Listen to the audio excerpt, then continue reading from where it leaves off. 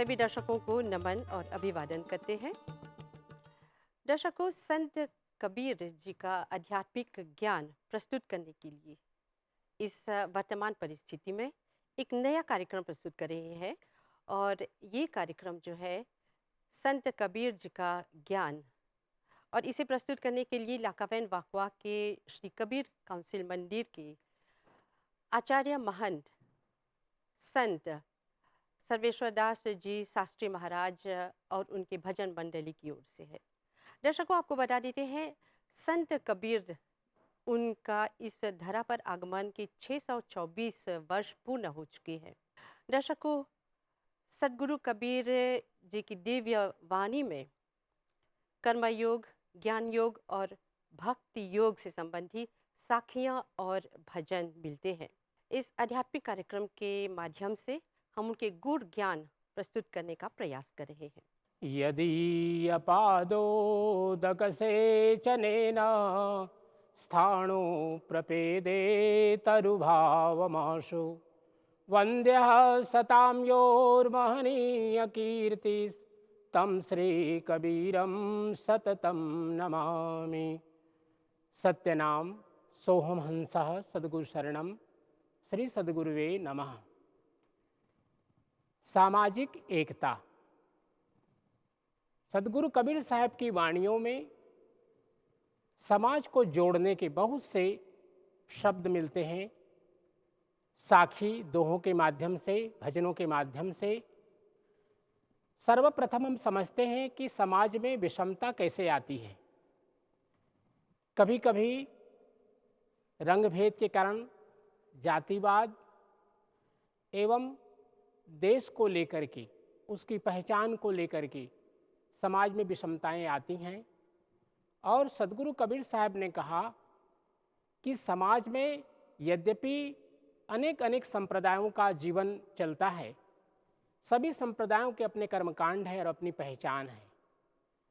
सदगुरु कबीर साहब अपनी एक वाणी में कहते हैं कि मैदा एक पकवान बहु बैठ कबीरा जीम, अर्थात मैदा से अनेक प्रकार की मिठाइयाँ, अनेक प्रकार के पकवान बनते हैं, लेकिन सभी में मैदा ही प्रमुख होता है। इसी प्रकार से एक और वाणी में सदगुरु कबीर साहब कहते हैं कि कारी पियरी दूहु गाई ताकर दूध देहु बिलगाई। गायों के रंग किसी भी प्रकार के हों, काले, पीले, श्वेत, किंतु जब उनका दूध दुहा जाता है तो दूध का रंग श्वेत ही होता है। इसी प्रकार एक और वाणी में सदगुरु कबीर साहब कहते हैं कि कनक कनकते 100 गुना, अर्थात गहना एक कनकते गहना यामे भावन दूजा। स्वर्ण के अनेक अनेक प्रकार के अलंकार बनते हैं, चाहे वो गले का हो, हाथ का हो, अंगुलियों का हो। अनेक अनेक प्रकार के अलंकारों के नाम अलग होते हैं, किंतु सभी में स्वर्ण समाहित होता है। इसी प्रकार से वह परमात्मा हम सबके हृदय में विराजमान है, जिसको सदगुरु कबीर साहब ने अपनी वाणी में बहुत सुंदर ढंग से समझाया कि घट घट मेरा राम है, सुनी से जन कोय, बलिहारी वा घट की, जा घट पर घट होय।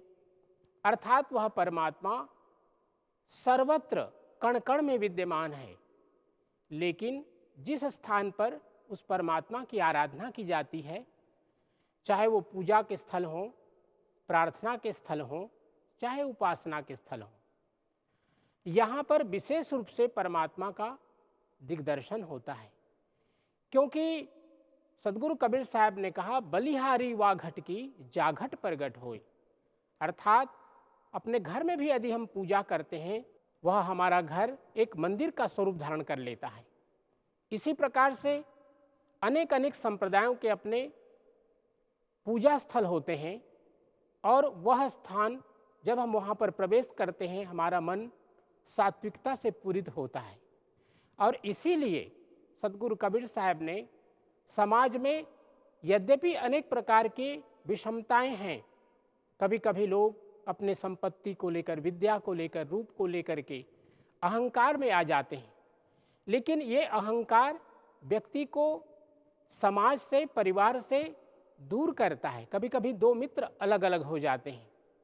सदगुरु कबीर साहब ने बहुत सुंदर कहा कि कस्तूरी कुंडली बसै मृग ढूंढे बन माही, ऐसे घट घट राम है दुनिया देखत नाही। श्री सदगुरुवे नमः। सदगुरु कबीर साहब समझा रहे हैं कि कस्तूरी कहीं बाहर नहीं है, लेकिन मृग इस बात को नहीं समझ पाता और कि उसके कुंडली अर्थात नाभि में ही कस्तूरी है जिसकी सुगंध उसे प्राप्त हो रही है, किंतु यह न जानने के कारण वह बन बन भटकता है उस सुगंध को प्राप्त करने के लिए। बहुत ही सुंदर ढंग से ईशावास्योपनिषद में कहा गया, ईशावास्यमिदग्वं सर्वं यत् किंच जगत्याम जगत तेन त्यक्तेन भुंजीथा माँ गृधः कस्य स्विद्धनम। अर्थात परमात्मा का जो अस्तित्व है वह सर्वत्र परिव्याप्त है। ईशावास्यमिदग्वं सर्वम यत् किंच जगत्याम जगत। यत् किंच अर्थात जो कुछ भी जगत में है सब परमात्मा से पूरित है, परमात्मा से भरा हुआ है। और इसीलिए जब हम इसके प्रति आसक्त होते हैं तो हमें पुनः पुनः जन्म लेने की प्रक्रिया में पड़ना पड़ता है। पुनरपि जननम पुनरपि मरणम। लेकिन जो निरासक्त भाव से माँ गृधः कस्य स्विद्धनम, अर्थात यह संसार किसी का भी नहीं है, सबको एक दिन यहाँ से छोड़ करके जाना पड़ता है।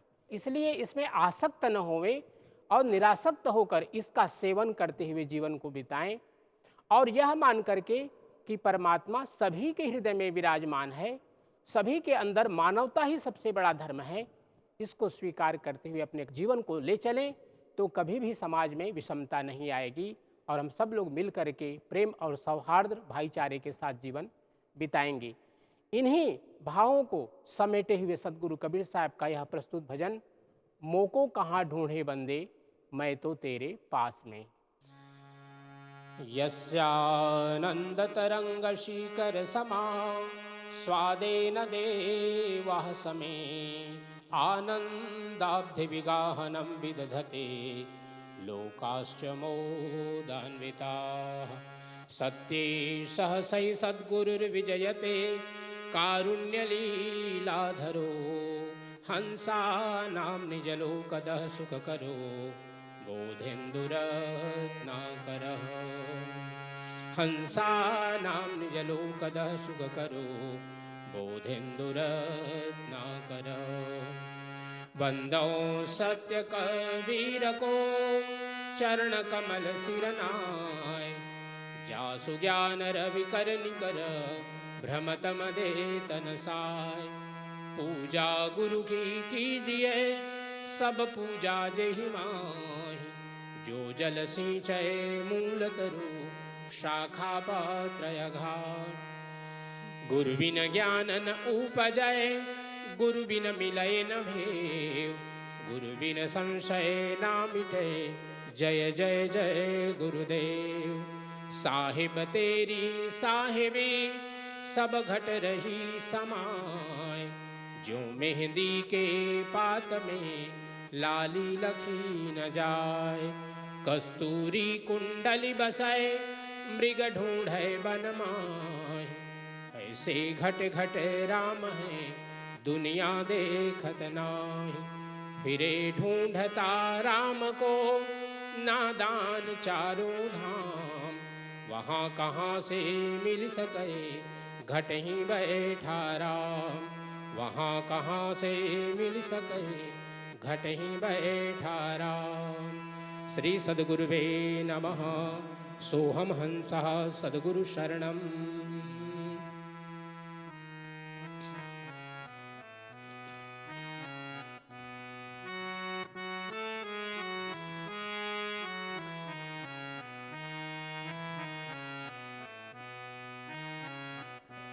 मोको कहाँ ढूंढे बंदे मैं तो तेरे पास में। मोको कहाँ ढूंढे बंदे।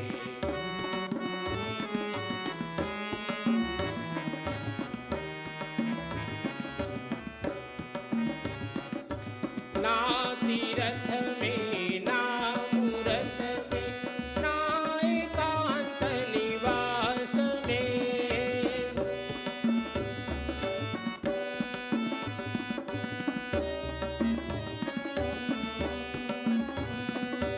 ना तीरथ में ना मूरत में ना एकांत निवास में, ना मंदिर में ना मस्जिद में ना काशी कैलाश में, ना काशी कैलाश में।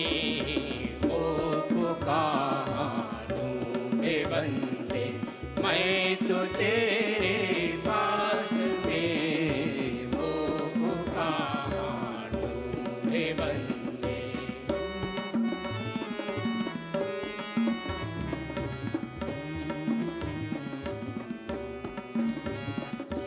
ना मैं जप में ना मैं तप में ना मैं व्रत उपवास में।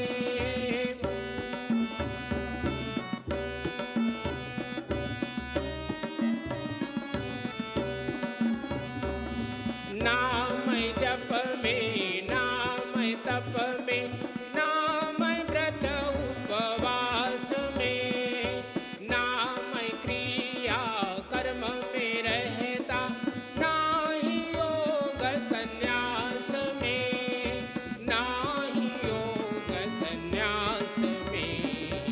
ओ पुकारूं हे बंदे मैं तो तेरे पास में, ओ पुकारूं हे बंदे।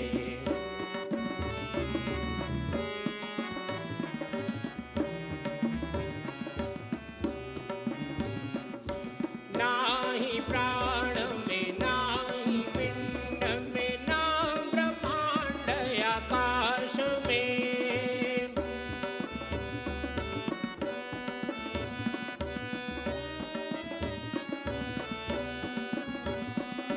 ना ही प्राण में ना ही पिंड में ना ब्रह्मांड आकाश में, ना मैं भृकुटी भ्रमर गुफा में सब श्वसन की श्वास में, सब श्वसन की श्वास में।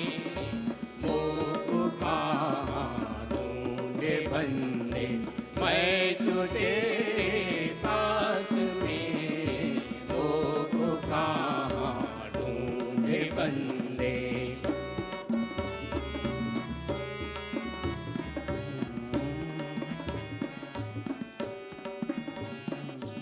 खोजी हो या तुरंत मिली जाऊं एक पल की तलाश में।